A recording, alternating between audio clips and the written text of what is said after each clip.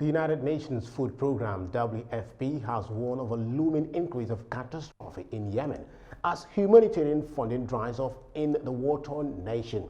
WFP Executive Director David Spinsley cautioned after he ended a day visit to conflict-ravaged country. Details in this report. Millions of people have been displaced and thousands of children continue to suffer malnutrition in Yemen. The Global Food Agency WFP has raised the alarm that Yemen is spiraling into a catastrophe. The WFP also reveals that humanitarian funding to Yemen is drying up, forcing them to scale back food aid to millions of hungry families.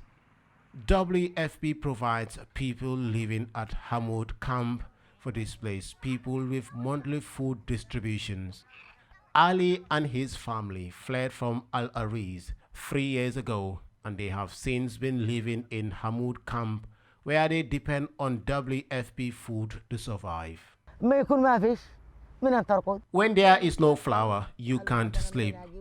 I get lost thinking about what to do and how to bring food home. For most Yemenis, security is not about feeling safe from war, but having access to food. Security means having food and flour at your home to protect your family and children from hunger and everything else. Bani Hawad Public Health Center is one of the 70 health centers supported by WFP in Sana'a. In 2021, WFP provided 1,216 children under 5 and 1,363 women with nutritional support at this clinic. Beasley met with government officials and spent time with families in hospitals and food distribution centers in Aden. The Sana'a and Amran governorates. These governorates have alarming levels of food insecurity, with Amran even showing pockets of famine in the 2020 Food Security Assessments. David Beasley is the executive director of the World Food Programme.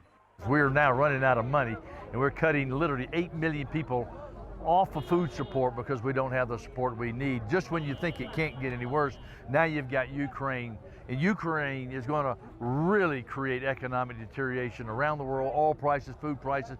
The WFP chief had firsthand about the impact of cuts in assistance on families' life.